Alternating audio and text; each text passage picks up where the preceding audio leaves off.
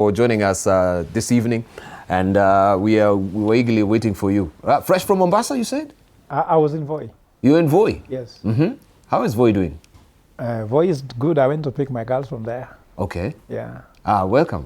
Yes. Well, we are waiting for you, and of course we are analyzing just how it will turn out tomorrow, looking at the Ogola by-election. I don't know, you've been following this as well, and I would love to get your sentiments. We're just talking about development coming and inching closer just prior, to before you came. I was asking, why is it happening right now that we have developments being shown around Ogola before the by-election tomorrow? How providential is it? Yeah, first of all, I must say that I'm so heartbroken. That's broken? Yeah, with what's happening in this country. Because you see, poverty, Debal, is man-made. Poverty is not created by God. From the very beginning, who was poor? Come to the Garden of Eden, but also come to the era when our ancestors were there. There was no poverty. But you see, a typical politicians wants you to keep you poor to control you. Because if the people in Ogola were well off, why should they be interested in getting a mattress? Go to London or New York. Who would be interested if you're distributing gas cookers or if you're distributing mattresses? So people have used poverty as a tool, a political tool to control the masses. In fact, they say if you want to control them, keep them hungry so that you can continue feeding them.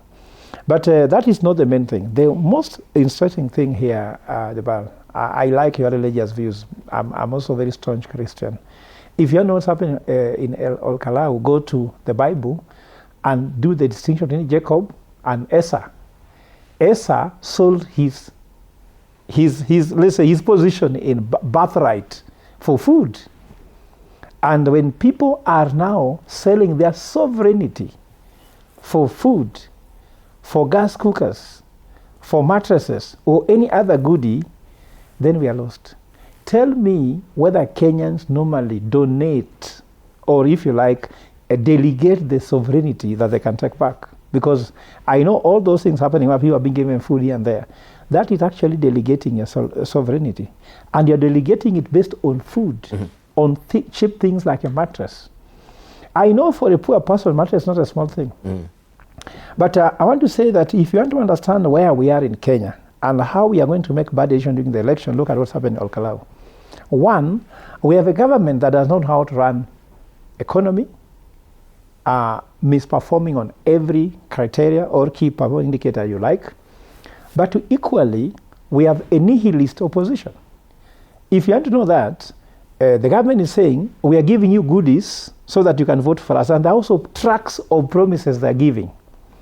While opposition is saying, kula, lakini kura utupatie. I was hearing that thing since I was born. That is not anything new we've had. Opposition should also come with a clear narrative, their message. What are they telling people of Ogola? And I want to advise regarding Gachagua. Unfortunately, it's too late because the elections are tomorrow. In Mbere, I told Justin Muturi, if you guys continue advertising yourself other than the candidate, then you lose. Do you know the name of the DCP candidate of Ogola? Me, I don't know. But I know that the DCP and Gachagua. Who is being voted tomorrow?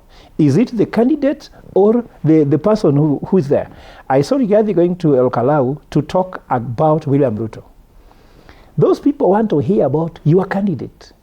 You must talk about your candidate. Tell us about what is good with your candidate. Don't tell us about how William Ruto is a bad man. Right. So I'm saying and this is what the narrative that opposition is giving is nihilist. And the government is also misusing resources to take advantage of the poor people. So if you have a situation whereby a government does not know what to do, IBC is saying things I don't want to hear, you understand, because they should be able to ensure there's a credible election.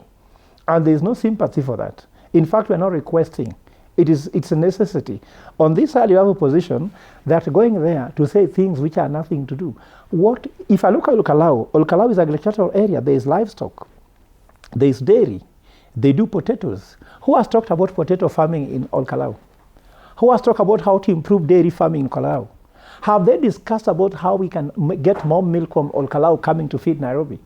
Why are you discussing about gas cookers? Why are you discussing about mattresses? And then they are campaigning for them by telling them how they are going to be attending State House tonight. I don't know if it's tomorrow. So, Debal, I'm heartbroken because our politics need to progress. We need to have new leaders. And Debal, I end by saying this. Kenya lacks what I would call voice of reason. And that's what Fred Ogola is doing at the moment, voice of reason. Kenya wants what is called hope, because we have a youth that fears tomorrow. A country where youth fears to wake up. You know, Debal, when we were young, we used to fear Monday, isn't it? Who fears Monday? When you're jobless, why should Monday be an issue? You know, Monday is only a problem when you have a job, isn't it? So heart attack used to take place in the US because people feared Monday. They say the heart attack should take place between 7 and 9. No, look, statistics says it. Between 7 and 9, we had the most heart attacks on Monday in the US, even in Europe, because people are fearing Monday, isn't it? For you, if you have no job, do you fear Monday? What does Monday and Sunday different from someone who is jobless? So there's no substantial difference. So what I'm trying to say here is that when we have a youth who fears tomorrow because there's nothing, look for. Joblessness is a problem. They should be telling us how Nyandarua should have 100,000 jobs in that county. How that sub-county can get us 3,200 jobs for that sub-county. How every ward can have, you know, we should be discussing those matters than discussing about Ruto and discussing about Gachago, right, and discussing about opposition. Okay, you've